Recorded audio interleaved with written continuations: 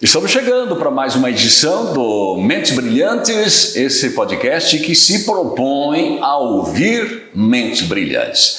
Nossos episódios, em cada edição, recebem um convidado especial diferente. Se você ainda não nos segue, vá lá, se inscreva, que aí o próprio YouTube te avisa quando temos uma nova mente brilhante conversando conosco. Até porque dessa vez eu estou recebendo aqui o Fernando Fiorentin, grande amigo meu, que é um empresário que se tornou referência em software no Brasil, diretor executivo, sócio da Limber, uma empresa que está aqui em Pato Branco. Bem-vindo, Fernando.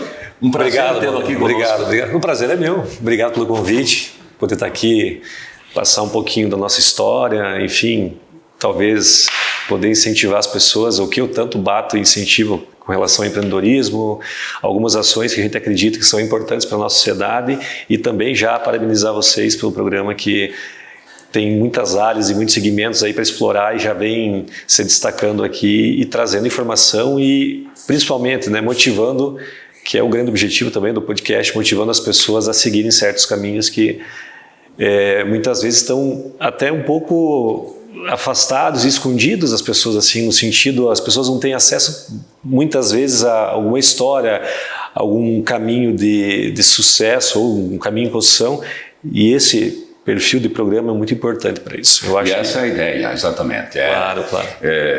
A mente brilhante que inspira, que modela, que serve de referência para outras pessoas seguirem.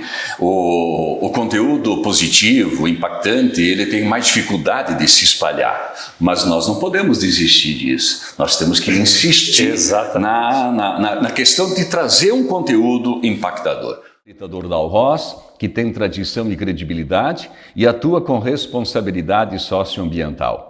Ao precisar de pedra brita, areia artificial, pavimentação asfáltica e muito mais, chame o Britador da Alroz. A nossa pedra é a alma da sua obra. Lindelli Atacado e Varejo, tudo para o conforto do seu lar. Conheça toda a linha de produtos acessando Lindelli_Atacado ou visite a loja Lindelli no bairro Industrial em Vitorino. Embreagens Agcope, inovação e tecnologia a serviço das novas demandas automotivas. Tem a missão de proporcionar tranquilidade e confiança ao dirigir. Agcope há 30 anos, a especialista em embreagens. Bela Forma, fonte de saúde e bem-estar no ramo de Nutra e Nutri Cosméticos, com distribuição de produtos pensados como fonte alimentar, propriedade funcional e suplementos orais para a sua saúde e bem-estar. Bela Forma, de Pato Branco para todo o Brasil. Maptec Equipamentos, projeta e constrói soluções sob medida para cada segmento. Corte a laser, dobra de chapas metálicas, equipamentos industriais, com acompanhamento da engenharia e da construção também. Acesse maptec.ind.br em Vitorino, Paraná. Vividence Linhas de Transmissão, há 50 anos, atuando na construção de linhas de transmissão de energia elétrica. Serviço essencial para o desenvolvimento e progresso. Vividence, levando energia para todo o Brasil. E a partir de hoje também, Patogás, novos tempos, a mesma essência, são 37 anos evoluindo e impulsionando o progresso. Moderna frota própria para o transporte de produtos. Acesse patogás.com.br, movendo indústrias, salvando vidas. Vamos começar do começo. Parece um trocadilho, mas é assim mesmo. Claro. Faça uma breve autoapresentação, onde é que o Fernando nasceu, o contexto familiar, faz uma breve trajetória aí, vamos ver. Bom, eu sou pato-branquense. Opa, nasceu aqui? Nasci aqui, né? Sou apaixonado por nossa terra, sou bairrista daqui, sou filho de gaúchos, né? Que também são bairristas e migraram para cá, né? E foram pioneiros também aqui na cidade, enfim, nos ensinaram aqui até a paixão pela nossa terra aqui, né? Nasci aqui, vim de uma família humilde, meu pai e minha mãe, né? Meu pai era trabalhar numa serraria junto com meu tio. Minha mãe sempre, até hoje, minha mãe é costureira. Olha Aliás, isso. hoje ela acabou de fazer uma cirurgia no braço. Eu falei, de tanto usar a máquina, né? Minha mãe está com 76 anos e até hoje Mas ela trabalha ainda. Ela trabalha hoje, mas assim, não tem obrigação de trabalhar. Certo. Mas ela sustentou eu e minha irmã, que eu tenho uma irmã mais velha, trabalhando na costura, né? E a coisa engraçada da minha vida, que é bem e é bonita, é que o meu pai tentou ser empreendedor, teve um problema de saúde no passado e não conseguiu mais, né? E a minha mãe trabalhou era professora, depois minha mãe foi empregada doméstica, e de um tempo em diante da minha vida, eu sempre observei minha mãe com a maquininha de costura dela lá, sendo empreendedora, trabalhando para ela, né? Sempre sustentando. Eu sempre via minha mãe batalhando. Poucas vezes na vida eu via minha mãe trabalhar que não fosse para ela, né? Então, só que ela também não sabia que aquilo, acredito eu até hoje, que aquilo era um empreendimento assim para ela. Era mais de instinto. Era instinto de sobrevivência. Perfil, né? Tinha que dar assim o sustento para os filhos, né, meu e minha irmã, né? E ela Teu pai parou de trabalhar? Não, meu pai teve um problema de saúde e aí depois foi trabalhar, né, na serraria com meu tio, mas enfim, sempre uma vida muito humilde, né, e com uma limitação grande de saúde, inclusive, né. E ela foi lá também batendo em cima. As minhas tias com um salão de beleza, e chamavam na época sala de costura, e sempre buscando atrair clientes com o seu serviço, né? Sempre de forma autônoma. Sempre de forma autônoma. Como eu falei, tinha, digamos, a liberdade de trabalhar no horário que ela quisesse. Sempre. Provavelmente trabalhava 12, 15 horas por muito dia mais, para dar conta. Claro, muito mais. Só que o que eu falei que é engraçado, porque eles não tinham ainda o conhecimento e a cultura de ensinar eu e minha irmã, por exemplo, sobre empreendedorismo. Mas eles estavam empreendendo. Porque meu pai também, por mais estava trabalhando lá de empregado, lá na serraria, estava apoiando também a minha mãe para ajudar em casa, enfim. Então aquilo foi criando um contexto, né? Só que lógico, eu nasci, a família é muito humilde, meu pai desde cedo falava para mim o seguinte: você tem que trabalhar para ajudar em casa.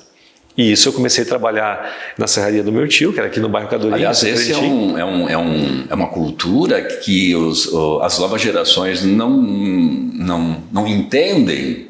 Como assim? Claro. Eu tenho que trabalhar para poder viver, para poder usufruir da cama, mesa e banho dessa casa. Claro. Hoje os jovens não precisam, né, entre aspas, contribuir. No nosso tempo era assim, ou você trabalhava ou você não comia. Sim.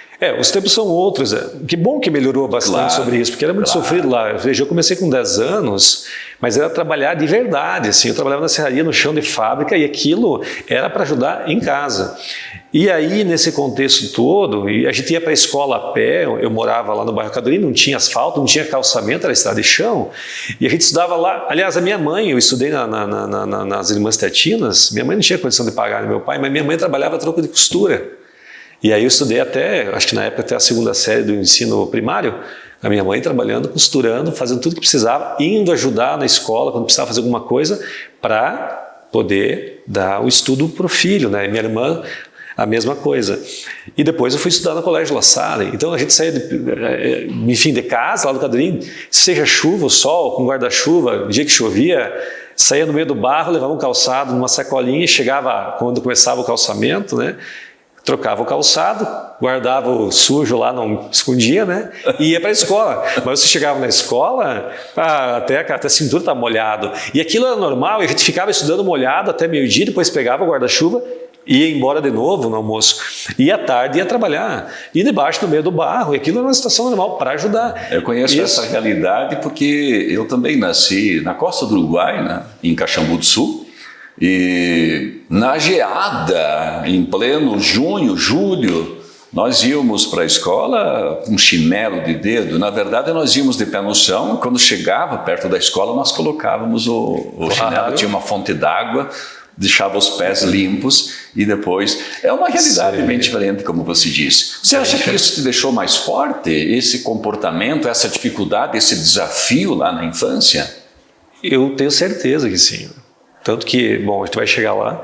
Hoje eu defendo certas ações, claro, nas devidas proporções da nossa atual realidade. Numa outra realidade. Para que a gente consiga levar de um outro modelo para as crianças e jovens hoje, para que eles sejam jovens mais fortes. Porque isso aí... E você veja, você ia para a escola a pé... ia até, voltava e 1 hora para ir até, e 1 hora para voltar. E nós não tinha telefone.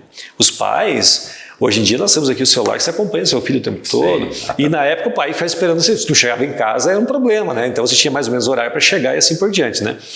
E aí isso foi moldando. Depois, um tempo, trabalhando, né? Eu tive, lá na serraria do meu tio, eu tive um pequeno acidente, porque era trabalho pesado, né? E o meu pai trabalhava junto no chão de fábrica, e meu pai assim falou, não quero mais aqui. Meio traumatizado, porque assim, cortei a cabeça, veio aquele negócio de sangue por tudo e tal. Meu pai foi lá e conversou. Acidente relativamente grave. Assim, podia ter sido bem complicado. Meu pai achou que estava te expondo a um perigo. Meu pai não quis ver mais aquilo, meu pai foi lá... Aí você tinha quantos anos? Eu tinha 11 anos.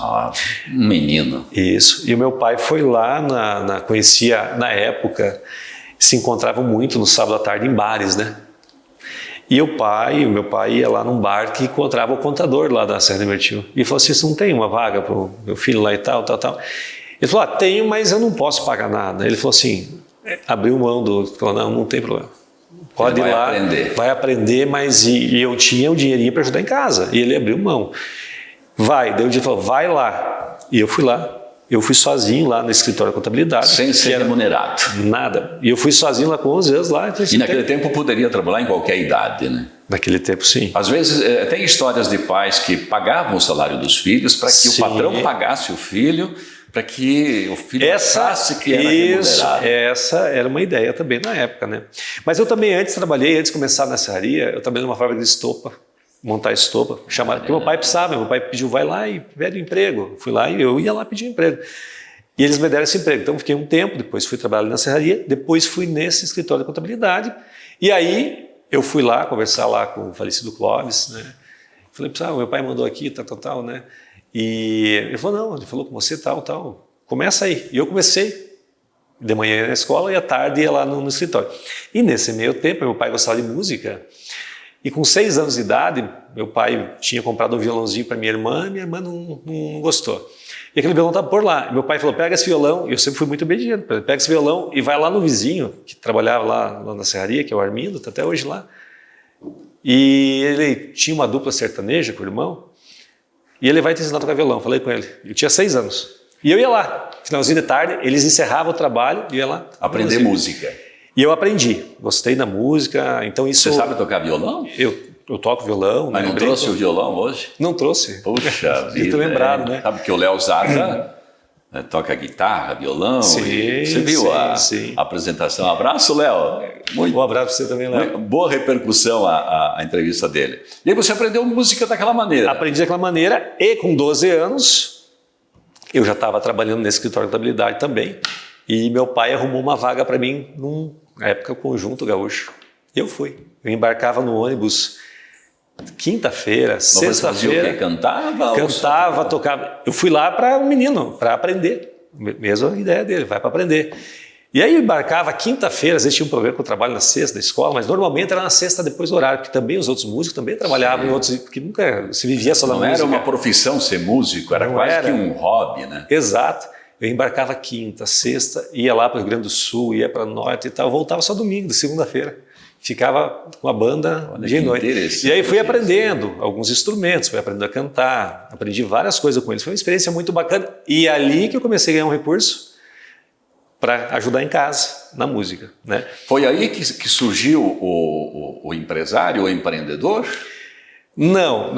A minha mãe, nessa época, sempre estava trabalhando lá na salinha de costura dela, né? E aí eu ia para a banda, que era para aprender, na visão do meu pai, e ele era um gaúcho, gostava de música gaúcha, e eu também aprendi a gostar, né? Até hoje Às vezes sentia orgulho de ver o filho num conjunto também, cantava, claro. Que era do Isso. estilo da música preferida dele. Isso, também, né? E aí eu fui, né? E nesse mesmo período, eu sempre fui meio grande, eu estava também na escola e eu comecei a jogar basquete, e fui para o esporte. Então eu estava em 3 atividades, estava na escola, daí eu aprendia à tarde aprendendo no escritório de contabilidade. Eu ia também no final da tarde, normalmente, treinar o basquete e no final de semana a música. E era assim. E até chegou um momento que eu também fui contratado aqui na prefeitura de Pato Branco. Comecei e com o basquete. E você virou atleta. Virei atleta também. Eu era atleta, músico e trabalhava no escritório. Só que no escritório eu não ganhava nada. Eu ganhava como atleta, ganhava como músico, né? E assim foi indo. Você foi jogar representando o município. Sim, município, várias vezes. Depois você vai falar um pouco sobre o Pato Basquete. Claro. E aí que nasceu a minha história do basquete. Começamos a conhecer. E você começou a se identificar com essa. Também. Comecei a gostar do esporte, do basquete. Fui bem. Fui para a pré-seleção paranaense. Estava indo bem. Você jogou na seleção paranaense também? Sim, eu fui numa pré-seleção. Uma história bem engraçada essa. A gente jogava aqui, enfim, jogava em Palma.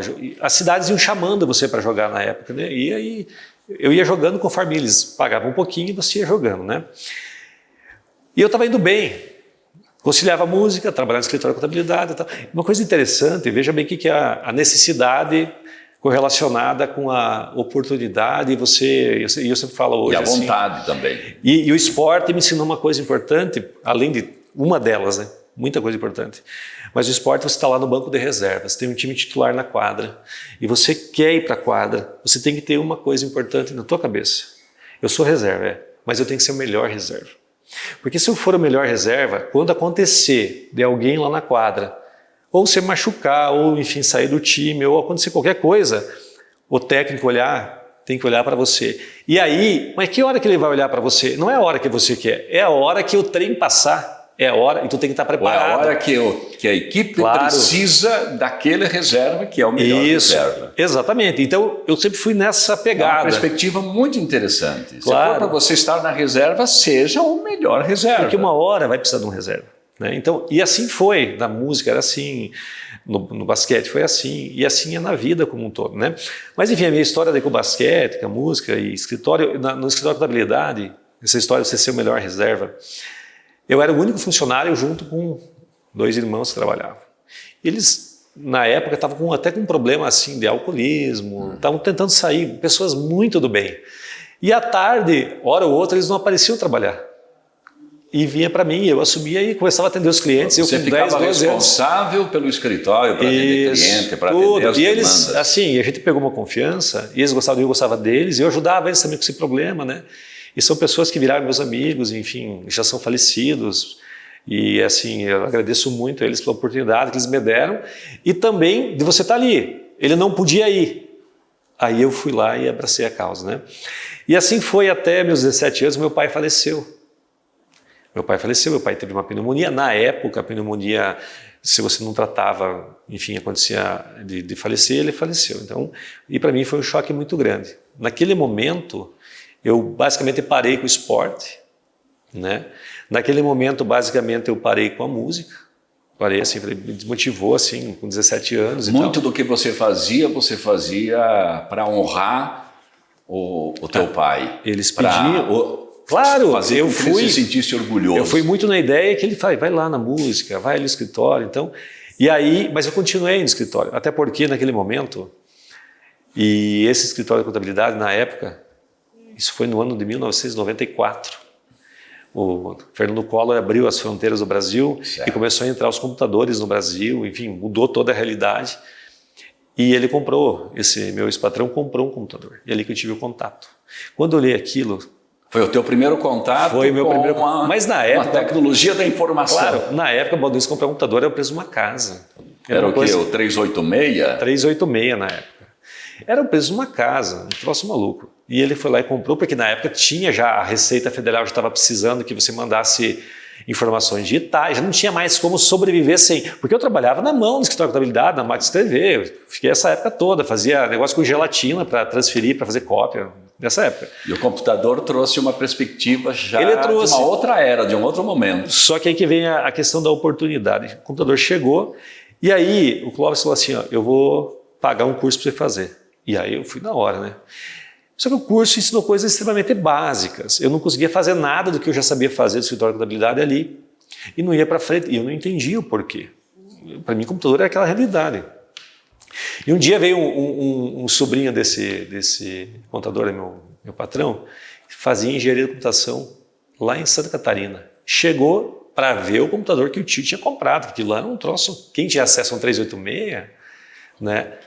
esse sobrinho chegou e sentou e começou a mexer no negócio. Eu fui lá, como é que ele faz tudo isso aí sem fazer nada, né? E aí eu perguntei para ele, e sabe que na época eu fazia folha de pagamento, tinha uma empresa lá que tinha uns 200 funcionários, e eu queria fazer no computador, eu via que os outros escritórios faziam aquela folha de pagamento bonita e eu fazia na máquina de escrever, mas eu não sabia como fazer. Eu fui lá, abri o editor de texto no computador e ajeitei todas as posições que tinha naquele formulário contínuo e dei um jeito de imprimir aquele troço lá, mudava. Já era o que? Já era Excel, não? Não, era... Eu nem lembro mais que editor de texto que era, mas era ainda do DOS na época aqui, não tinha nada gráfico, né? Certo. Tudo, né, 24 por 80 ainda a resolução. Aí, eu falei, mas vou perguntar para ele. Eu tinha 14 anos para 15. Eu falei, escuta, como que eu faço? Porque daí o que acontecia? Como era um editor de texto, eu fazia uma folha de pagamento embaixo da outra, se eu desse um enter ali, bagunçava tudo, saía tudo torto. Eu falei, eu queria resolver isso aqui, eu não consigo... Vamos falar assim, congelar essas informações para ele. Falou, não, você tem que fazer para isso, fazer um programa, fazer programação de computadores. Eu falei, mas o que é isso? Daí ele me explicou que ele fazia faculdade daquilo tudo, me explicou um pouco. E instalou para mim algumas ferramentas para produzir programas. Falou, você tem que começar por aí. Daí foi embora. Eu falei, mas eu não sabia fazer nada, zero, né? Aí eu fui... Eu lembro aqui tinha o Colégio das Irmãs, que tinha uma escola de informática, eu fui lá. Fui lá e falava em programação de computadores. Tinha uma placa aí por aí. E aí eu fui lá e me matriculei no curso de programação de computadores. Eu fui lá, fui no curso, olhei aqui, sabe quando é um negócio que você se identifica e gosta? Eu olhei aquilo, gostei tanto. Eu peguei aquela apostila, nunca mais fui. Daquela apostila, eu falei, eu sei fazer isso aqui. Eu não sei de onde que... Você só precisava da apostila, não das aulas. Daquela apostila. Então, eu já sabia o que fazer, porque eu já estava há 4 anos quase no escritório de contabilidade, com a oportunidade. Tentando mexer com aquele computador, a apostila te deu o mapa, né? Aí eu tinha uma apostila de programação de computadores, eu tinha a ferramenta, e eu comecei a fazer as minhas soluções. E como é que eu comecei a fazer? Eu tinha um exemplo na apostila, alguns exemplos. E eu comecei a fazer por repetição. Não dava certo, eu tentava de novo. Eu tentava de todo jeito. Eu fazia até dar certo. Era impressionante assim. Aí eu comecei a faltar aula de manhã. Que é, na verdade, o que um programador faz hoje, né? Só que hoje... Claro, erros, acertos. Só que hoje você consegue ser mais assertivo por N fatores, principalmente porque você tem milhões de exemplos, uma internet com acesso fácil. E aí na época eu não conseguia... Aonde buscar essa informação? Isso, e na época era muito restrito isso. E eu comecei a fazer o quê? Comecei a resolver os meus problemas no escritório de contabilidade para mim fazer as coisas. E aí um dia eu fui numa livraria que tinha em Pato Branco, não me lembro se era Saraiva o nome, era aqui, onde é que é a Panificadora Itália hoje, não lembro o nome da livraria agora. E eu fui ali e perguntei para o vendedor, falei, eu queria um livro de programação assim, que lá na apostila eu falava de novas. Ele falou, eu nem sei o que é isso, ninguém sabia o que é. Aí ele falou, mas eu vou ligar lá em São Paulo, nas editoras, vou me informar e venho aqui amanhã. Daí, no dia, voltei lá. Ele falou, tem esse livro, tal lá. Você quer que eu peça? Eu falei, eu queria que você pedisse. Quanto que é? Não era uma fortuna para mim, né? Eu falei, pede. Eu não sei, passou não sei quantos dias, ele me ligou lá no escritório. Viu, chegou o teu livro. Rapaz, eu fui lá, peguei o livro e vim, que o meu pai me deu dinheiro para pagar o livro. Que isso aí, meu pai ainda não tinha falecido. Eu vim com aquele livro lá, eu vim lendo o livro, tropeçando nas calçadas, eu queria saber o que era aquele livro. Interessante. Eu li aquele livro, eu assim, ó, eu um grande devorei interesse pelo assunto, realmente. Eu devorei aquele livro, tipo, 2 dias. Eu estava muito curioso, assim, tinha uma expectativa para ver o que fazia. Daí daquele livro eu comecei a resolver os problemas que eu não conseguia, nem por tentativa e erro, do livro eu comecei a aprender e comecei a criar os meus programas. E resolver os problemas do escritório. E comecei a fazer. Então foi ali que a Limber nasceu. Foi ali que a Limber nasceu. Nasceu uma parte dali. Por quê? Tu conhece bem o meu sócio, o Carlinhos. Em 95, eu estava no escritório trabalhando, já eu estava com os meus programas. Você tem uma ideia, na época tinha cartão ponto. Mas daí você adquiriu o escritório ou continuou trabalhando? Eu era funcionário normal, eu tinha 15 anos ali e tal. Fazia todas as rotinas, agora só que as rotinas do escritório, a maior parte com o software que eu tinha feito. Certo. Porque, veja, facilitava muito o teu trabalho. O saber o que fazer, eu sabia. Agora, eu sabia como fazer também, do meu jeito, claro, baseado num livro, uma apostila. Não tinha uma faculdade, não tinha ninguém falando, mas eu estava me virando. E aí eu fiz um software que a minha maior dor que eu tinha era chegar no final do mês vinha uma empresa com uns 200 boletos de cartão ponto, lembra aqueles amarelos, né? Que você tinha que relógio que você baixava assim. E para somar aquilo lá e calcular a hora extra de noturno, eu acho que ficava uns 4 dias, porque a hora é base 60, não dá para somar uma hora com outra. Você tinha que transformar em base 100, era um rolo. Eu falei, vou resolver isso aqui. Eu fiz um software para apurar toda hora esse cartão ponto, você digitava, só copiava aqui, ó, não era automatizado, eu tinha que copiar a hora aqui, né? Calculava de noturno, tudo isso baseado no conhecimento que o livro do livro da apostila. Caramba! Isso. Mas ia com repetição. Mas você já tinha... aí tem algumas coisas que a gente tem que acreditar no dom, né? Eu acho assim que... É quase que o do talento, instinto, né? É você olhar e falar, eu quero isso, né? Isso aconteceu comigo. Mas, enfim, fiz esse software, resolveu minha vida como um todo. O Carlinhos bateu um dia lá, o Carlinhos foi 30 e poucos anos, nós temos 30 anos de idade, eu e o Carlinhos diferença. O Carlinhos bateu lá, ele era gerente de banco, 30 anos, ele resolveu sair do banco e empreender na vida também. E ele foi... Carlinhos trabalhava no antigo Itaú. Unibanco, que foi adquirido pelo Itaú. Exatamente. Aí, o Carlinhos foi trabalhar para vender software para uma empresa lá de Santa Catarina, que era software para escritório de contabilidade, porque o Carlinhos tinha se formado em contabilidade. Eu nem tinha terminado o segundo grau, nada, eu estava na primeira série. Eu repeti 3 anos na primeira série. Eu não ia para a escola para fazer software, ou para jogar basquete. Ele gostou daquela metodologia para calcular a hora extra. Foi isso. Enfim, misturei os assuntos, né? Porque eu estava no ensino médio, só para fazer um parênteses, e eu reprovei esses 3 anos, grande parte, porque de manhã eu não ia para a escola para fazer meu software. Eu era apaixonado. Mais interessado pelo software do que pela escola. Não recomendo, mas é assim, né? Atenção, jovens. Isso aqui não é para seguir, tá? Isso. Mas, e eu também jogava basquete, era músico, eu ganhava dinheiro com isso aí, né? E aí o Carlinhos chegou, e hora ou outra vinha um escritório de contabilidade, porque já estava 4 anos no meio, as pessoas no meio se visitam, e hora ou outra vinha um contador, olhava uma solução que eu fazia, eu falei, eu também queria isso, me pagava alguma coisa e eu passava para ele. E aí o Carlinhos chegou formado em contabilidade, vendendo software para ofertar lá para o escritório que eu trabalhava. E falou assim, ó, eu tenho um software aqui, tal, só que só estava eu no escritório. Só tinha eu e o dono, né? E o dono não estava, eu estava lá. Ô, seu Carlinhos, eu tenho um software assim, eu falei, mas eu já tenho. Ele falou, como você já tem? Eu tenho o meu que eu faço. Ele falou, você já tem software, você faz? Eu falei, sim, eu faço.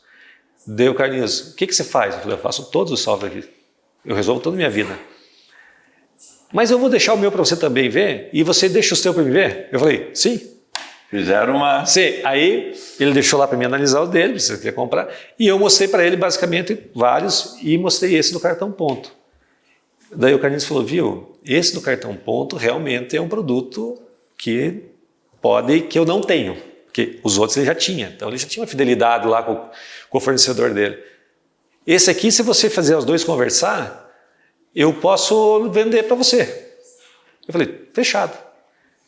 Eu nem sabia como ia fazer os dois conversar, mas ia dar um jeito. Né? Aí você desenvolveu o programa e ele vendia para você. Esse é do cartão ponto. Antes de ter a sociedade. Bem antes, eu tinha 15 anos.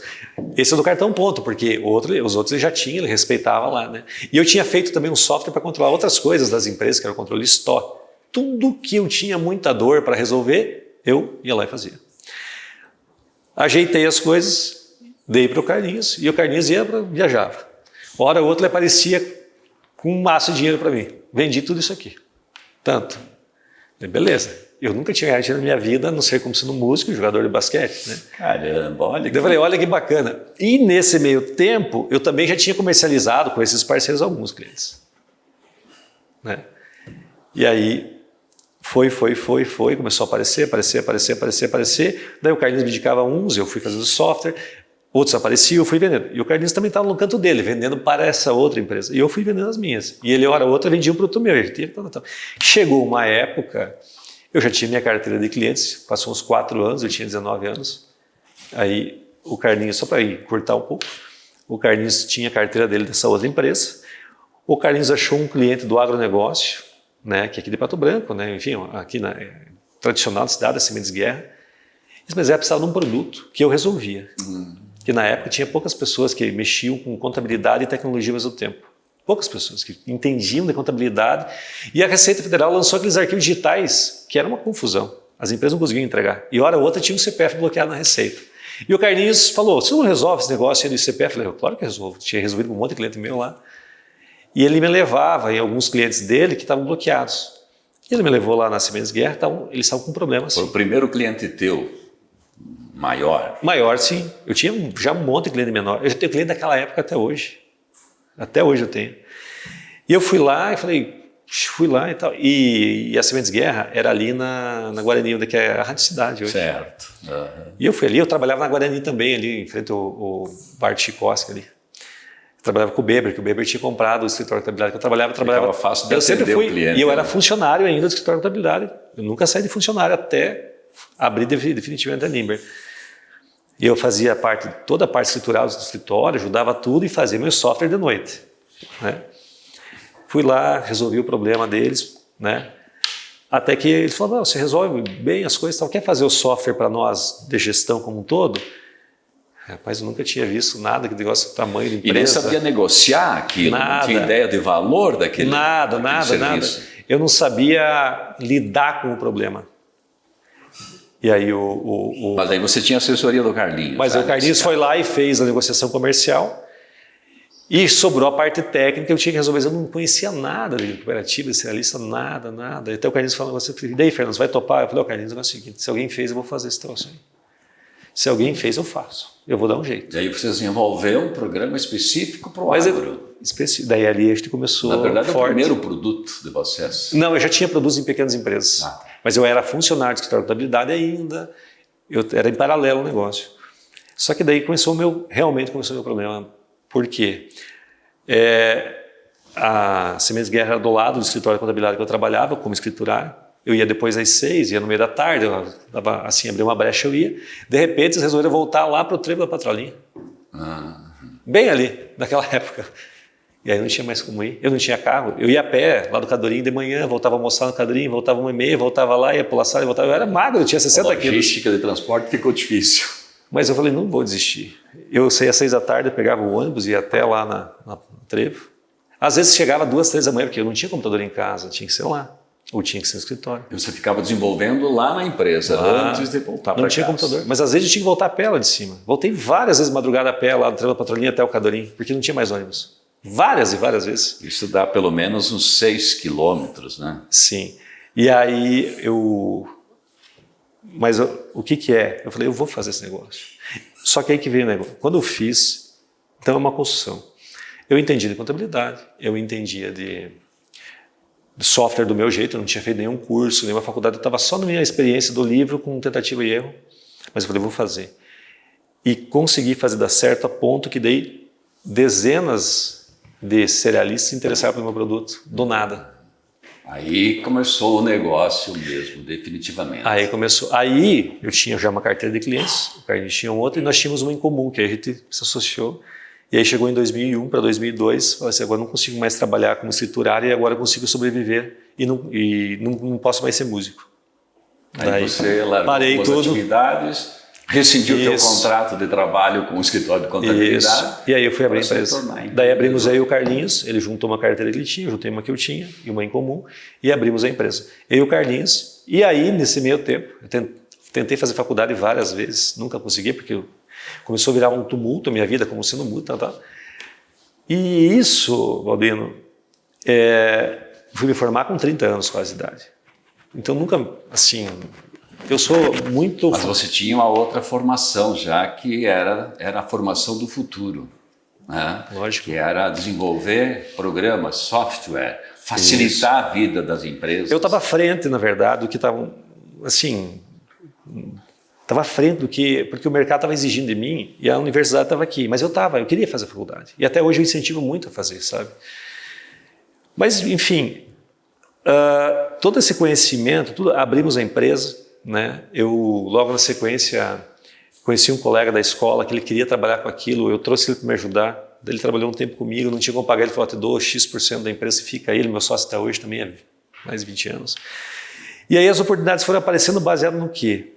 Então, esse é um resumo, né, lógico, mas por que eu gosto de contar pedaços? Aqui tu resumiu o início. O surgimento do empreendedor no ramo de software, ou seja, de como surgiu o proprietário da Limber Informática. Vamos fazer o seguinte então, Fernando.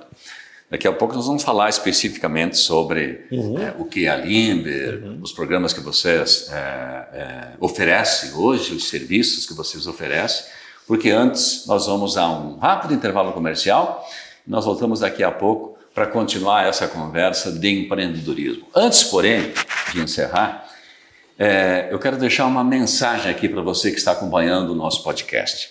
Vocês perceberam que toda a história de sucesso do Fernando, empresário que nós estamos entrevistando hoje, se dá porque ele teve dores, não dores biológicas, mas dores, algo para resolver. Mas não só essa dor que tinha que resolver, também a persistência, também a vontade, a disposição, a garra. Quem sabe essa seja a dica que você está buscando no nosso podcast. Persista, insista, se mantenha focado nos seus objetivos, que uma hora dá certo. Dá certo. Uma hora o seu sonho se torna realidade. Já voltamos.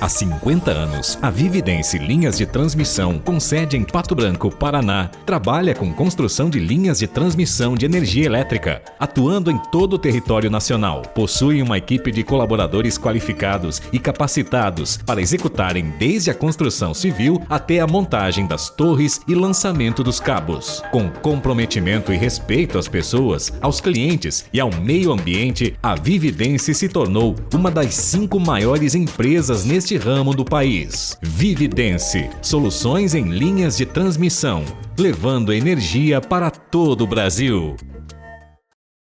Desde o início de suas atividades no ano de 1994, a Agicop investe muito em inovação, tecnologia e otimização de seus processos, acompanhando o crescimento da empresa. Nossa missão é cuidar de cada detalhe técnico, proporcionando a você tranquilidade e confiança ao dirigir. Lindelli Atacado e Varejo, tudo para o seu conforto e para o seu lar. Acesse Lindelli Atacado e conheça toda a nossa linha de espreguiçadeiras e cadeiras de junco sintético, fixa e de balanço, adulto e infantil, air fryer, louças, panelas, utilidades domésticas e muito mais. Lindelli Atacado e Varejo, WhatsApp 469-9101-1478, PR 280, no bairro Industrial, em Vitorino.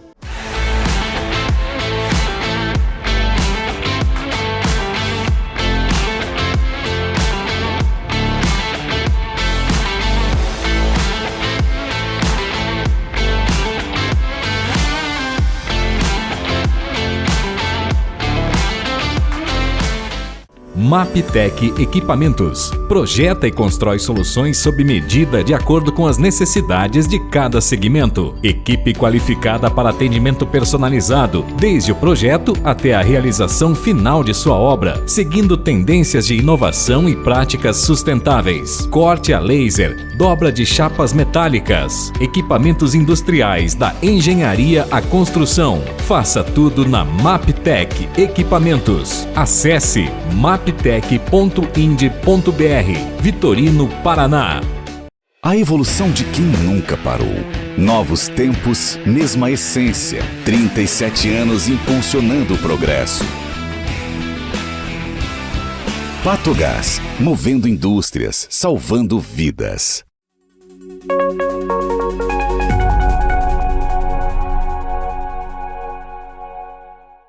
Estamos de volta com Mentes Brilhantes. Antes do nosso bate-papo aqui com o Fernando, eu quero mostrar essa roupa que a MPD Magazine Pato Branco gentilmente nos fornece aqui. Olha só o charme, a beleza do apresentador. Tá elegante demais, hein? O que você achou, Fernando? Muito elegante. Está convidado, lá vai, fala com a equipe da MPB, nosso amigo Rodolfo, o Rodrigo, a Adela, pessoas maravilhosas vão te atender e te deixar bonito, elegante e com estilo. Obrigado à MPB por nos ajudar aí na vestimenta do Mentes Brilhantes. Nós íamos falar sobre a Limber. Fique à vontade, faz aí a tua propaganda. É totalmente de graça, mas aproveite bem o espaço e faça. O que é a Limber? Quantos empregos ela oferece? Onde que ela atende clientes? Fique à vontade, Fernando. Bom, a Limber, Baldwino, assim, do que a gente falou até agora, ela é fruto de muita insistência, que é o que tu falou até no encerramento do bloco. Insistência e persistência. Persistência, coisa que você tem que ter. E hoje a Limber continua sendo isso, né? Então hoje nós nós somos de Pato Branco, bairristas, somos daqui. Eu nunca quis sair daqui de Pato Branco. Nós tivemos proposta para sair daqui, mas não, a gente vai ficar aqui. Temos filiais fora, mas a nossa sede é Pato Branco, né? Temos orgulho de falar. Orgulho de falar Brasil afora, que nós somos de Pato Branco, que é uma região, uma cidade tecnológica. Vocês têm quantas filiais? E aonde? Nós temos filial em Foz do Iguaçu, né? Nós temos agora uma unidade no Paraguai, nós temos em Santa Catarina, nós temos em Xaxerê, nós temos em Curitiba e temos aí revendas no país, né? Hoje a Limber conta com um grupo de empresas que a gente acabou adquirindo também com o passar do tempo, né? Para completar o nosso portfólio de produtos. Então, uma estratégia nossa hoje, né? Hoje nós temos em torno de 250 pessoas que trabalham para nós de forma direta, né? Indireto, hoje temos muita gente, porque você acaba hoje na parte de tecnologia contratando bastante freelancers, né? Contrato lá desde do Amazonas até o Rio Grande do Sul, que são pessoas que trabalham de forma remota, certo. Até de fora do país. São pessoas que trabalham num projeto específico e depois... Isso. Então o nosso grupo hoje conta com esse volume de pessoas em várias empresas. Pessoas são empregos diretos entre os nossos sócios e nós, as empresas, né? Todos os perfis que trabalham com nós. Isso para atender todo o Brasil? Todo o Brasil e Paraguai.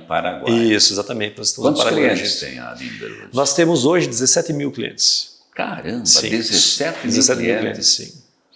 Tem que ter uma boa estrutura para atender tudo isso. Sim. O que acontece com a Limber? Só que esse não é o nosso maior volume.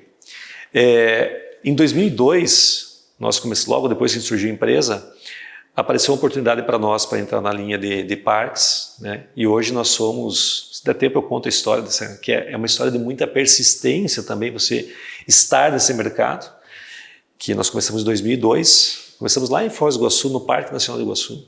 É uma história bem interessante, uma oportunidade que passou na frente, pegamos eu e o Carlinhos juntos, e é só eu e ele na época, e estamos até hoje. Hoje somos líderes do país. E, em média, todo ano, a gente vende 26 milhões de pessoas utilizam nossas ferramentas. O ano passado foram 26 milhões de pessoas que utilizaram ferramentas produzidas aqui em Pato Branco pela Limber, que são ferramentas que a gente chama B2C, ferramentas que o cliente, do nosso cliente, utiliza. Por exemplo, um site de compra de ingressos. Quem compra é o cliente final. Se eu vou a Foz do Iguaçu para visitar o Parque Nacional... É todo produto Limber. Eu vou usar o e-commerce Limber, você vai usar a máquina de autoatendimento Totem, o software Limber, você vai comprar em qualquer lugar Limber. 26 milhões de pessoas usaram somente no ano passado. Isso é um número interessante, porque isso é interessante, porque a gente com o tempo foi aprendendo algumas coisas importantes com relação ao mercado. Esse número é B2C, é o cliente final usando. E quando você produz uma ferramenta para o cliente final, é diferente de produzir para o teu cliente corporativo.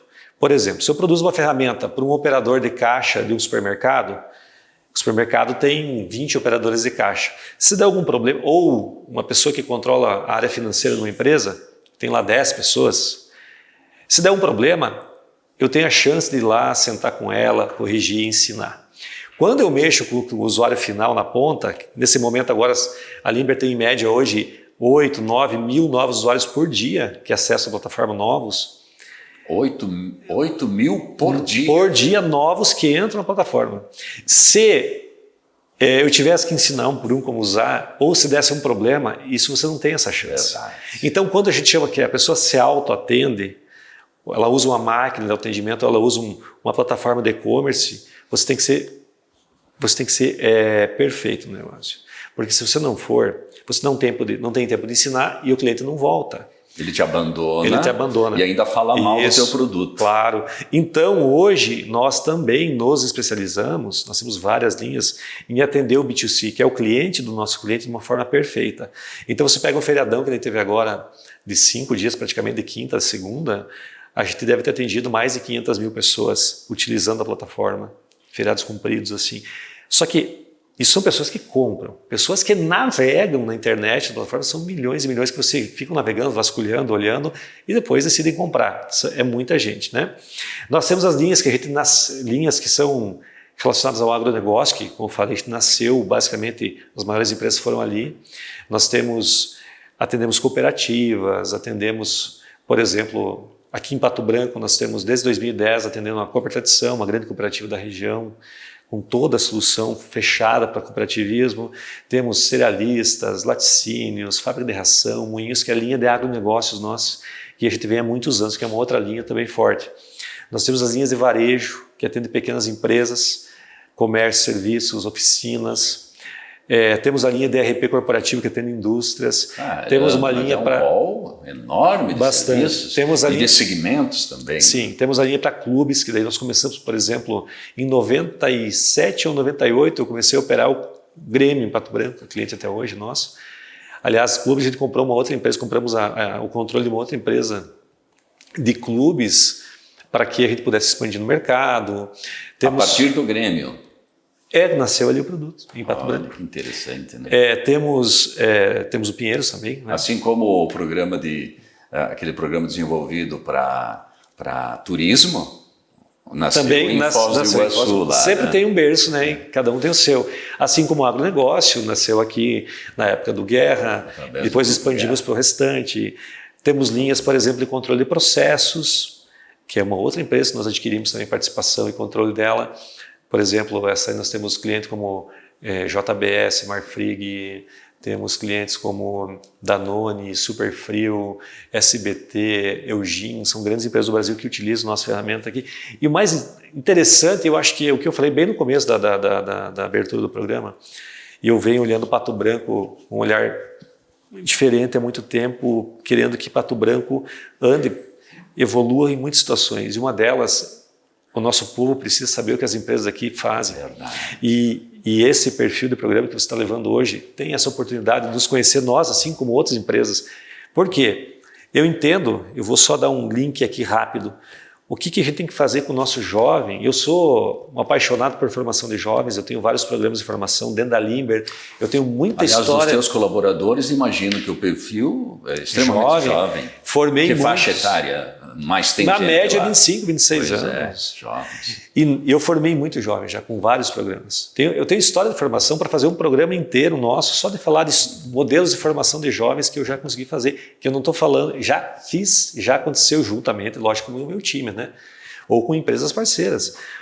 Mas Pato Branco, nós precisamos divulgar tudo isso. Você acha que o jovem patobranquense conhece pouco sobre o potencial de empresas? Conhece por quê? Quando eu abro um programa de formação, exemplo, vou abrir o programa de formação com 60 vagas.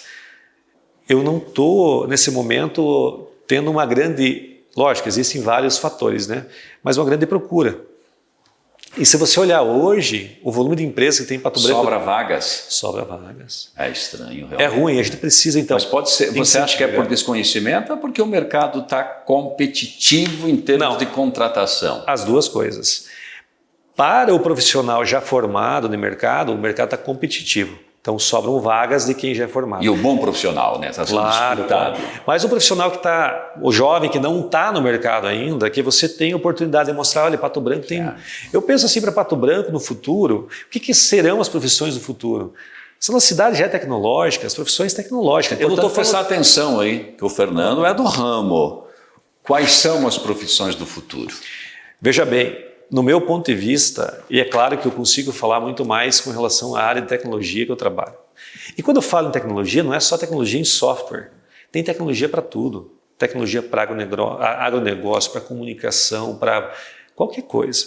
Na comunicação, por exemplo, né? O que evoluímos? O podcast, é um ganho gigantesco para o mundo, para levar informação. E uma área, inclusive, para monetizar. Muita gente não se dá conta disso, né? Mas, com certeza absoluta.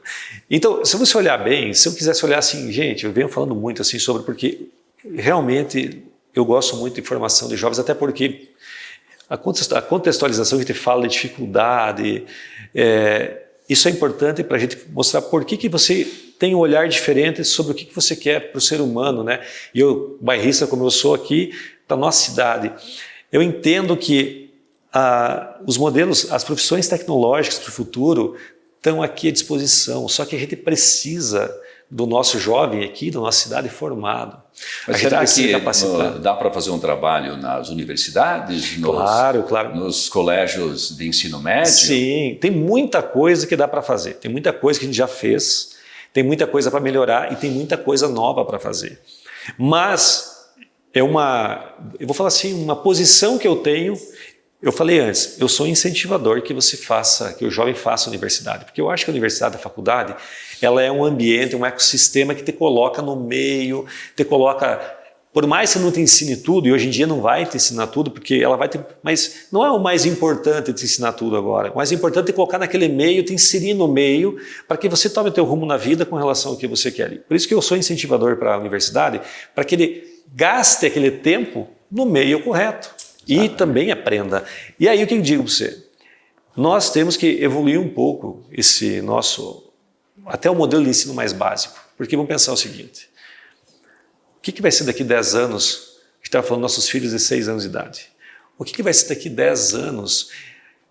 A tecnologia está na mão deles. Eles mexem hoje com a tecnologia com uma forma absurda.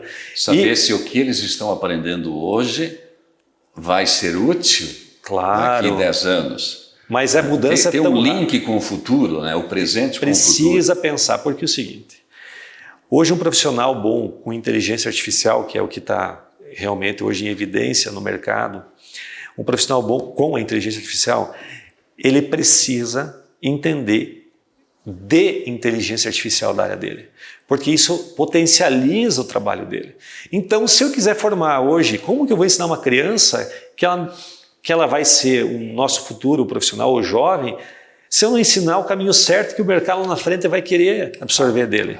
Verdade. Nós temos um programa de formação que a gente, há muitos anos, convida alunos do 3º ano do ensino médio, de escola pública, privada, 3º ano, e a gente dá um curso para eles de 6 meses, intensivo de programação, todo dia. Meio-dia. Se tiver interesse em atuar nessa área, ele recebe uma formação gratuita. Temos centenas de pessoas formadas por aí, Bonner. Uma turma de manhã e uma tarde. Uma de manhã e uma tarde. Muito bom isso, hein? Isso. A Limber já fez vários cursos sozinha, assim como fez vários cursos com empresas parceiras, assim como participou de cursos através do nosso núcleo de tecnologia da informação, junto com a prefeitura. Isso Só é muito bom. Deixa eu trabalhar a logística. Sim. O jovem está à procura de emprego. Pode ser o primeiro emprego ou ele está mudando de emprego. Aí ele vai lá na Limber, lá no Parque Tecnológico, vai lá na Limber.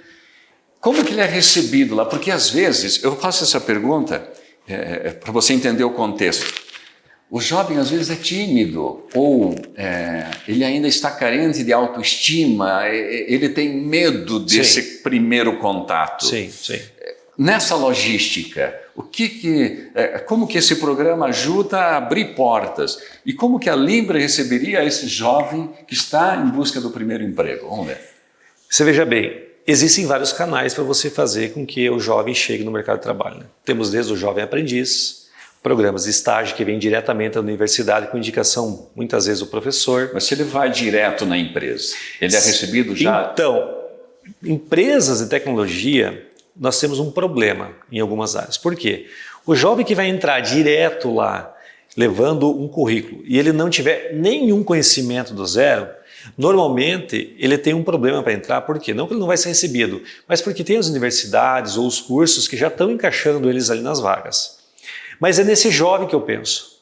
Por quê? O nosso a logística daquele curso que eu estava falando, a gente vai invertido. A gente vai lá na escola no terceiro ano, inclusive leva cases de sucesso, leva lá e diz assim, venha para o nosso, porque o curso de graça é uma porta de entrada. Um baita programa, claro. Eu não conhecia esse programa de vocês. O ano bom. De 23 para 24, nós formamos 40.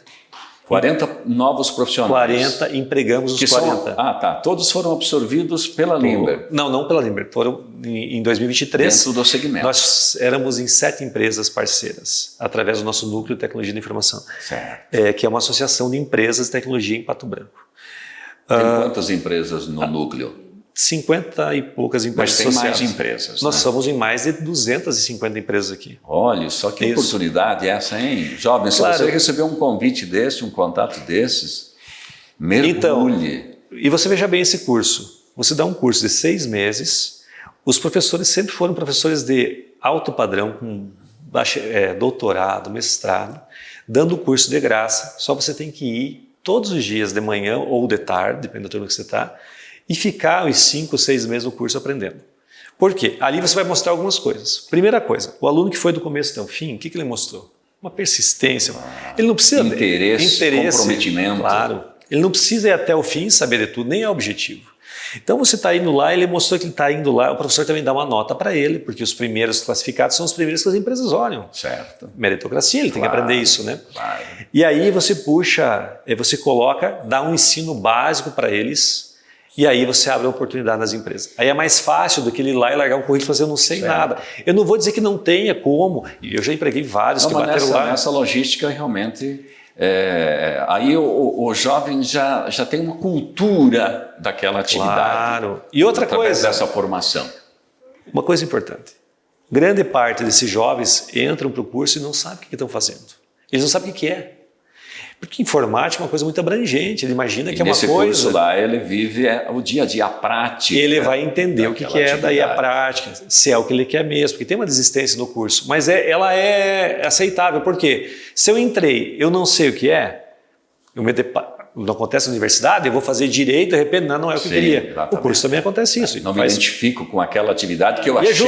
É justo, né? Claro que a gente tenta triar o máximo possível para não ter esse problema. Dentro do núcleo, vamos ver se você tem esse dado, não sei se você tem, quantas vagas estão abertas só dentro do núcleo de informática de Pato Branco, ou de tecnologia da informação? Até o ano passado, estima-se que eram mais de 500.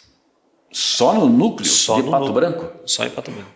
Mais de 500 vagas, para ter uma ideia, a demanda que existe, a disputa que isso vai gerar daqui a pouco com os talentos. Mas é claro que o que mais tem vaga aberta hoje é para o funcionário sênior, o pleno, que já tem um conhecimento do mercado, que é esse que está um pouco mais em falta. Certo. Esse jovem que está entrando, a gente precisa muitas vezes, Baldino, convencer as empresas para dar oportunidade. Uhum. Porque se você tem que dar oportunidade, que daí o que vai acontecer amanhã? A gente vai ter mais gente formada. Né?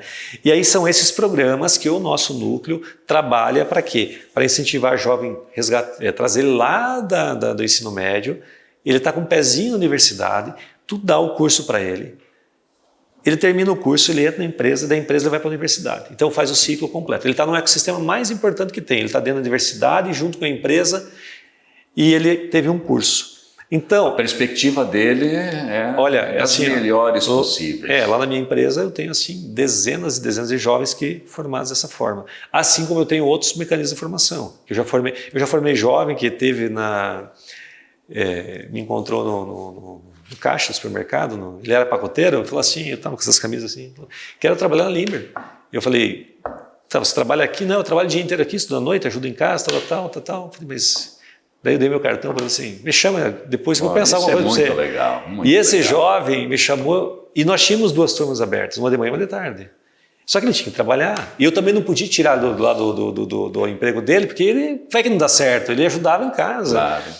Aí eu falei para ele, mas eu tenho que fazer alguma coisa para ele. Eu falei assim, você topa fazer um curso online? Ele falou, eu topo. Eu falei, eu vou dar o curso para você.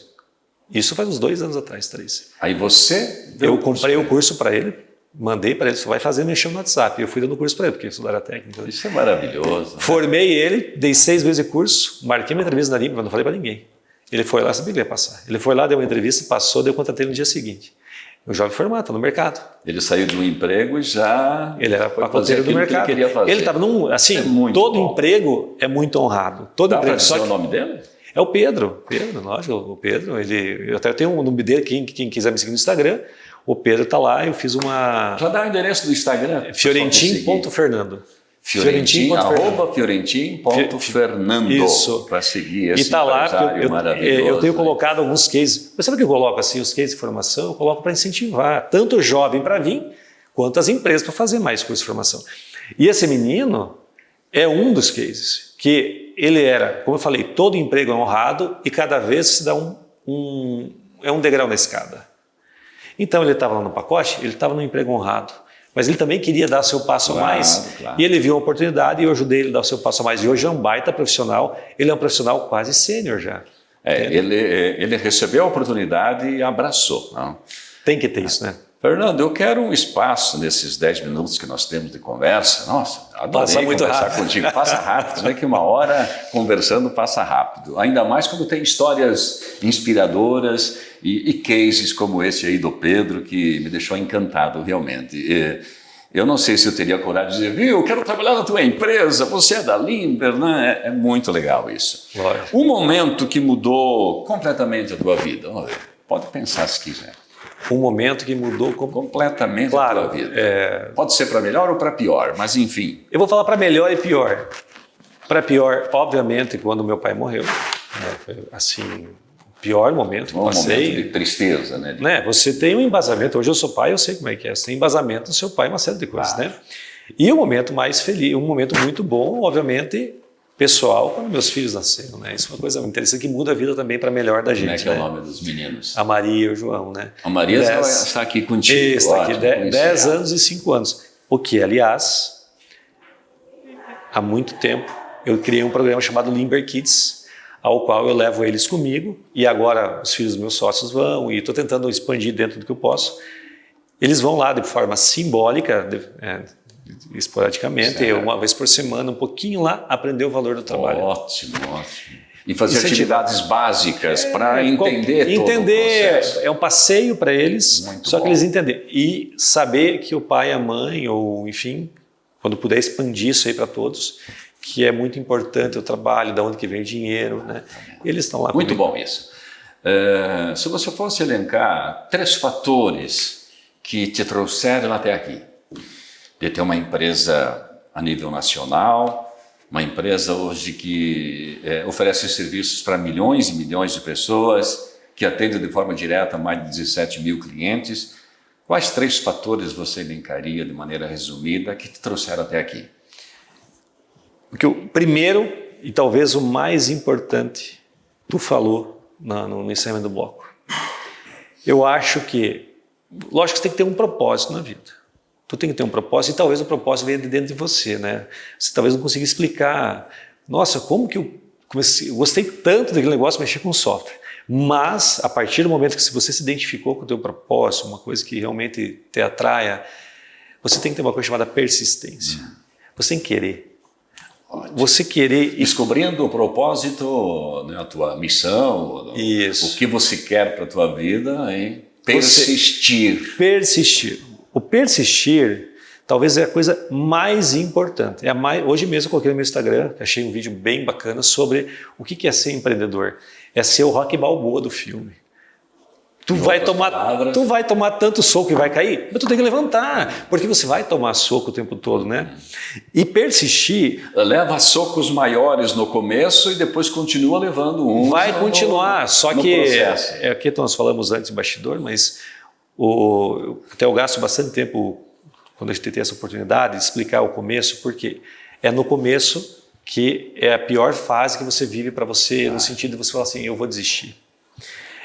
É onde você Por isso desiste. que a persistência foi bem citada. Seria o primeiro fator. A persistência é o primeiro fator. O segundo, que eu acho, você tem que ter amor pelo que você faz. Então, estar dentro do teu propósito, você gostar daquilo que se faz, ter aquela vibração, aquela paixão. Aquela velha frase que se você fizer o que você gosta, você não trabalha nem um dia. Exatamente. Faz com paixão. Então, tudo isso é o teu propósito.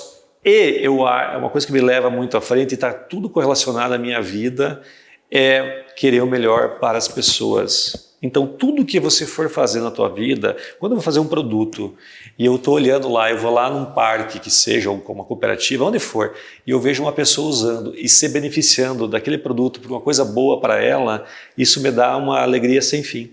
Isso me dá, assim, uma sensação de dever cumprido. Olha, uma coisa que eu estou no meu caminho. Então, você querer o melhor das pessoas, seja quem vai usar o teu produto, seja quem está trabalhando com você ou para você, ou enfim, você tem que ter isso contigo. E aí você querer o melhor. E aí, se você olhar as empresas que têm esse tipo de filosofia, eu acredito muito nisso, você vai lá e olha no ambiente da empresa que ela está pensando nas pessoas. Você olha no comportamento, na forma de tratar.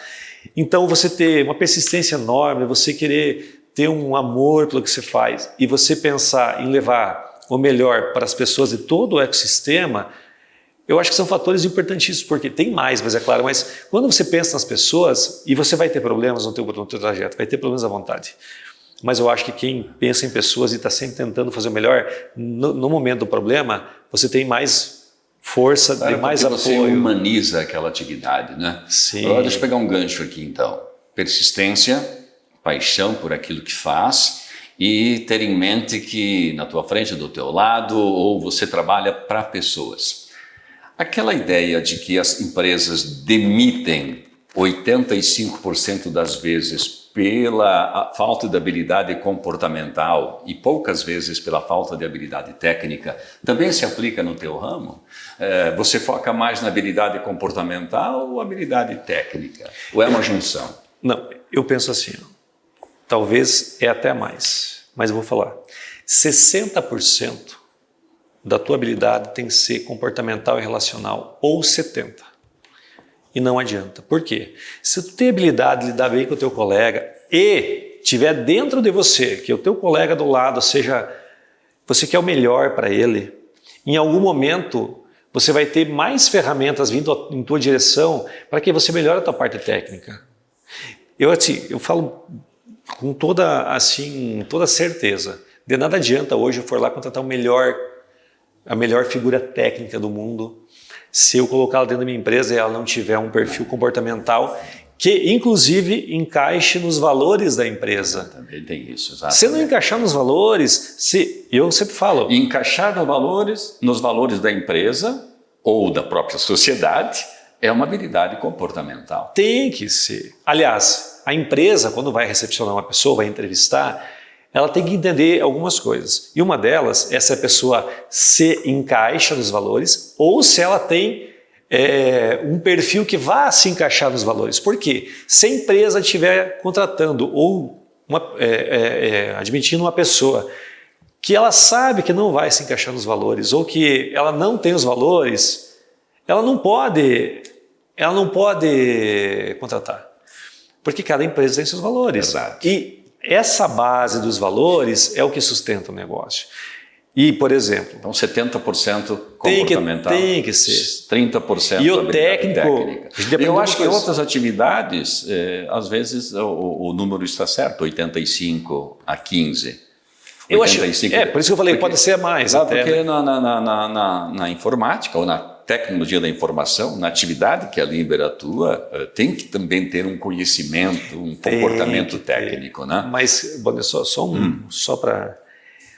Eu penso assim, com relação à parte técnica, a gente aprendeu com o tempo. A maior parte do comportamento não muda. A técnica você evolui, você muda. Mas a parte comportamental é complicada você mudar. Então, lógico, dentro de uma empresa você tem pessoas de vários modelos de comportamento, mas a base de valores tem que ser os mesmos. Você está me dizendo que é mais fácil construir um técnico do que reconstruir um ser humano. E não existe um bom profissional sem ter primeiro um bom ser humano. Claro, então a gente tem que olhar isso aqui. E claro, e vamos voltar para o jovem. É nosso papel e nosso dever, lá no pessoal do jovem, formar um bom ser humano. Construí-lo. E aí, não sei, vai dar tempo de falar um pouco do esporte ou não, mas um parênteses do esporte. Eu venho do esporte. Já aproveita e fala, que nós vamos para o final da nossa... Eu venho do esporte, vim do esporte, joguei muito tempo, e quando eu pude, eu comecei a ser um grande incentivador do esporte. A gente patrocina as equipes de Pato Branco, de Fora, Foz do Iguaçu, Curitiba, o Pato Futsal, o Pato Basquete. O Futsal se identifica com a Limber, Sim. Porque você está sempre ali linkando a atividade de basquetebol com a Limber. O Pato Futsal, o Pato Basquete. O Pato Basquete. Mas é o seguinte, um grande fator motivador da gente estar lá. Claro, levar o nome da nossa cidade é muito importante, mas é a formação do jovem. Por quê? Eu venho do esporte, eu sei o que acontece. O jovem que vai no esporte, que a gente tem... E aí no esporte eu consigo colocar uma criança de 7 anos já praticar esporte. O meu filho estava hoje na escolinha, ele gosta de futebol. Eu falei, filho, não tem problema, vai no futebol. O que ele está aprendendo lá, desde cedinho? Ele está aprendendo uma coisa muito importante que hoje, nas empresas, a gente recebe muitos jovens e eles não têm. Ganhar e perder. Você recebe jovens hoje que não sabem perder. E o esporte ensina o quê? Todo dia, ou tu ganha, ou tu perde. Ou tu ganha, ou tu perde. A disciplina... Que está ligado à inteligência emocional. Né? Claro. O esporte... Então você está lá jogando, mas perdeu, ganhou, tomei gol, não sei, basquete e tal. Ensina a você ter disciplina com relação a um líder, disciplina... Respeito à hierarquia, o espírito da equipe, jogar... Você saber que você tem mais gente ali, que você tem que colaborar, ajudar e também vai ser ajudado. Ele vai ensinar para você lições que você vai levar para a vida inteira. E quando chega lá na minha empresa, nas outras empresas, no ambiente profissional, e eu observei uma coisa. Quando chega um jovem que vem do esporte, tem certas coisas que eu não preciso falar para ele.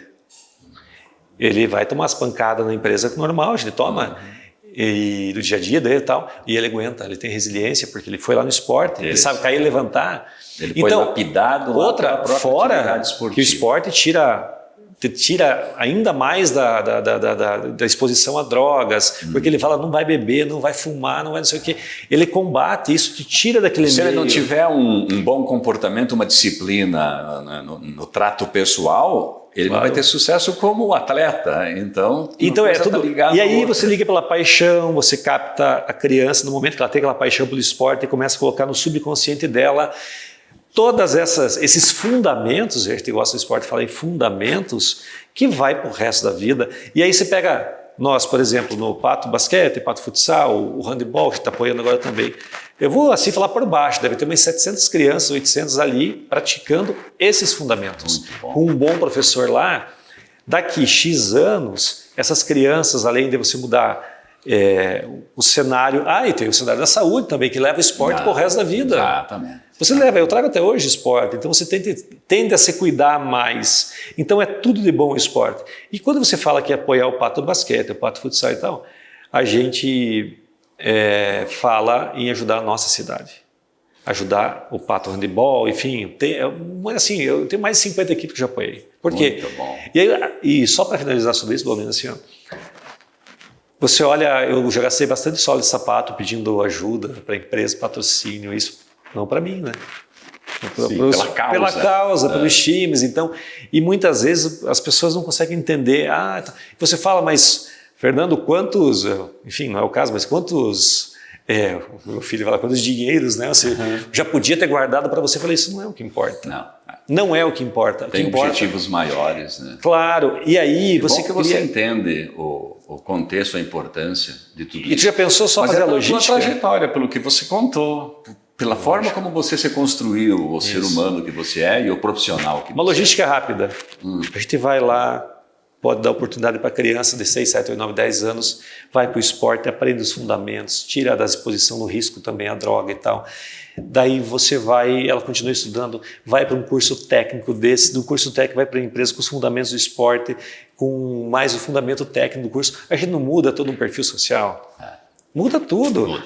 Então assim, está na nossa mão, tem muitos fundamentos. Agora, a gente vem brigando para que isso aconteça. Existem assim, dificuldades assim... e até extremas para manter os projetos funcionando. Mas percebe-se que essa briga está valendo a pena. Muito a pena. Você diz que tem mais de 700 jovens envolvidos dentro dessa atividade. O que isso representa? É maravilhoso. Na cidade, amanhã, fora, eu estou falando só desses 3 esportes. Pato Branco tem, acho que 40 modalidades funcionando. Exatamente. Isso é muito importante. Fernando, olha, é uma pena que nós temos que encerrar o nosso bate-papo, porque, por exemplo, eu não perguntei para você a experiência de você ter se candidatado a vice-prefeito de Pato Branco. Puxa vida, você consegue resumir isso num minuto? O que você tira de tudo isso? Vamos ver. É assim, Valdeno. Primeiro, o porquê eu aceitei o convite. Até porque você tinha na disciplina que você sabe perder e você sabe ganhar. Sim, Pronto, sim. ok. O que mais? É claro que eu fui querendo Pra ganhar, claro. Mas o principal objetivo era para que eu pudesse ajudar a fortalecer os projetos da nossa cidade. Muitos desses que eu falei agora. Porque eu já estava por uma vaidade, não foi por um objetivo pelo contrário, pessoal. pelo contrário. Ótimo, O que eu queria? Isso está tudo que nós falamos, eu digo assim, e eu gosto disso, porque está na minha essência, eu me sinto muito bem quando eu consigo fazer o bem e ajudar. Eu acho que isso não é só de mim, é óbvio, né? Mas eu me sinto muito bem e foi muito correlacionado a isso. Você vai poder ajudar de uma forma, talvez, você exponencial para a nossa cidade. Holística. Em projetos. Tanto que eu falei assim, ó, eu não queria nenhum cargo, eu não queria salário, não queria nada, eu queria só o quê? Ter um pouco mais de voz para dizer o seguinte, vamos formar 3.000 jovens em 4 anos. Como? Eu não sei, vamos achar um jeito, porque nesse feijão com arroz e formação, vamos aumentar, ampliar para 3.000, 5.000 jovens nas escolinhas de esportes. Vamos fortalecer os projetos disso, daquilo que sejam estruturais para a nossa cidade.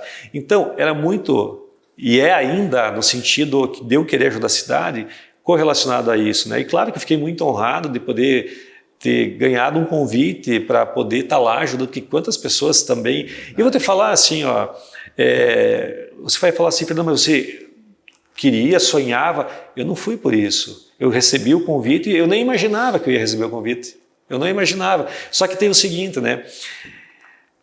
Se a oportunidade apareceu para você, você pode tentar ajudar. Eu fui fazer minha parte, de tentar ajudar. E eu não desisti de tentar ajudar, eu continuo ajudando os projetos. É maravilhoso. Claro. E eu percebo que você não perdeu. Agora, você saiu vencedor.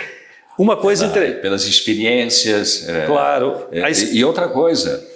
Tudo tem o seu tempo. Sim. Daqui a pouco tem uma nova composição e, quem sabe, daqui a pouco tem uma nova oportunidade. E aí, quem sabe, você consiga fazer no tempo certo tudo isso, hein, Fernando? Claro. Você veja bem, o que eu aprendi, assim, o que foi muito interessante e o que eu falo, até o pessoal me pergunta bastante, eu falo, olha... Uma coisa eu aprendi que é bem que eu gostei de mim. Você aceitar e ter a coragem. Eu fui músico, e a gente ia nos bailes, eu subia nos palcos lá, às vezes tinha baile com um monte de gente. E às vezes tinha baile que não tinha ninguém, né?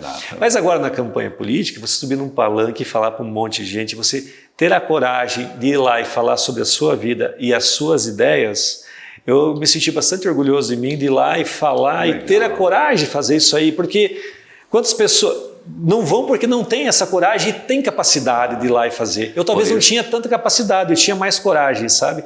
De ir lá expor o que eu acreditava. E o que eu expus na campanha, eu expus o que eu acreditava. E eu apoiei um projeto que eu acredito. Eu não ia apoiar um projeto que eu não acreditava. Eu apoiei um projeto, a minha vida inteira assim. Eu só apoio projetos que eu acredito. Então eu fui apoiando um projeto que eu acreditava e falando as coisas que eu acreditava, que são as mesmas coisas que eu falo até hoje. Muito bom. E sempre colocando na frente o quê? Os projetos. Por isso que eu me antecipei dizendo aqui que você não saiu perdedor, que você saiu vencedor dessa. Para fechar, é por causa do nosso tempo, tá? Para fechar, o que ecoa como grande mensagem na mente do empresário Fernando, lá da Limber? Essa empresa extraordinária. O que ecoa como mensagem forte para você fechar o nosso bate-papo? Deixa eu resumir aqui, porque tem tanta coisa que... Se apresse, que senão não vou dar um presente. Não, lógico. É o seguinte, ó, quando eu falo com os meus os pais, amigos dos filhos e tal, ou um pai me chama e tal, eu falo o seguinte, ó, eu sinto que eu tenho uma missão e eu quero fazer essa missão e eu quero poder dizer o seguinte, poder ajudar os nossos jovens, os nossos futuros empreendedores, os futuros profissionais, que não importa o que for, a serem melhores, né? E para ser melhor, você tem que ter algumas coisas na tua vida, que é o quê? E hoje, a chance nossa aqui, falar para a nossa cidade, de a gente pegar o jovem e mostrar para ele que tem alguns caminhos que ele pode arriscar e tentar fazer a diferença. Esse é um papel que eu quero fazer sempre. E é o seguinte, a mensagem é, se tu tem um projeto, você precisa, falamos antes, né? Você precisa acreditar nele e você não pode desistir. Se você desistir agora, amanhã pode ser que ia dar certo. Agora, tu tem um projeto bem desenhado, aquele sonho, você se identificou com ele, você tem que insistir. Então, a palavra insistência, você ser insistente, você ter paciência também com os seus fracassos, porque a gente fracassa, tenha paciência com eles, que amanhã tem outro dia. Insista em cima do fracasso, o fracasso é uma experiência que você tem. Insista, insista, insista, insista. E outra coisa, tenha coragem. Por quê? O medo faz você não arriscar, você não arriscou, você ficou ali. Então você tem que ter a coragem e tem que insistir. Quantas vezes? Quantas for necessário. Até conseguir. Até conseguir. Ser obcecado pelo sonho, pelo objetivo. E isso não é... Eu vou falar assim, você é obcecado por dinheiro? Não. Não, pelo sonho. Pelo sonho, pelo projeto. O dinheiro é uma consequência. Você citou essa... Olha... O pessoal da Hering lá, Gertrudes, a equipe da Hering, mandou esse belo presente aqui para você. Olha, pode obrigado, abri-lo, claro, vou meter. Isso, obrigado, viu, Gertrudes. Olha que obrigado bacana, ao Grupo Gobi. Olha aqui, ó. Gostou, Fernando? Linda. Parece aqui, até a tua... Olha aqui, ó. Colocar a Limber ali também. Muito obrigado. É o pessoal da Hering, obrigado, Balduino. É um muito presente legal. que nós, no final obrigado. da entrevista, damos aos nossos convidados. Espero que você tenha gostado muito do nosso bate-papo. Eu adorei. E nós temos conversa para mais um podcast. Temos sim. Obrigado. Fiquei Grande honrado abraço. pelo convite. Sucesso sempre. E conta comigo, com nós, do que precisar sempre. Contaremos. Tá joia. Um abraço. Obrigado, pessoal. Nos siga nas redes sociais, no nosso podcast Mentes Brilhantes. Em cada novo episódio, Mentes Brilhantes, como essa que nós ouvimos aqui com o Fernando, empresário da Limber. Até o próximo episódio. Abraço. Valeu, Balduino.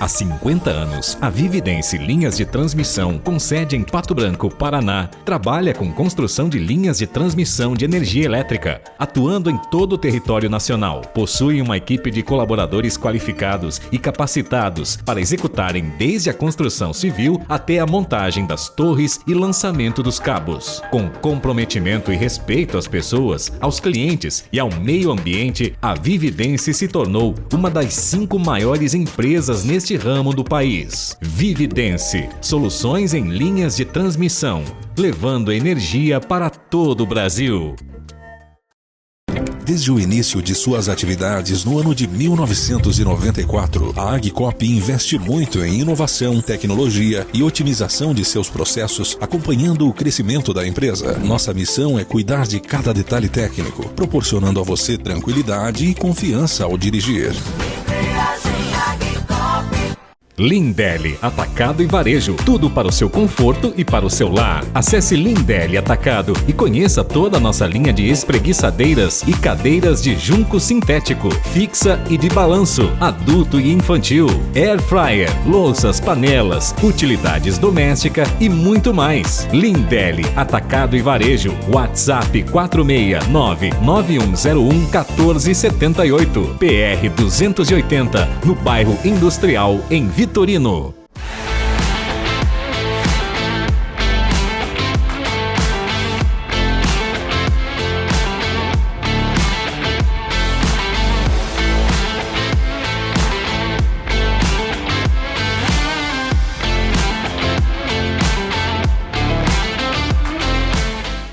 Maptec Equipamentos. Projeta e constrói soluções sob medida de acordo com as necessidades de cada segmento. Equipe qualificada para atendimento personalizado, desde o projeto até a realização final de sua obra, seguindo tendências de inovação e práticas sustentáveis. Corte a laser, dobra de chapas metálicas, equipamentos industriais da engenharia à construção. Faça tudo na Maptec Equipamentos. Acesse maptec.ind.br, Vitorino, Paraná. A evolução de quem nunca parou. Novos tempos, mesma essência. 37 anos impulsionando o progresso. Patogás, movendo indústrias, salvando vidas.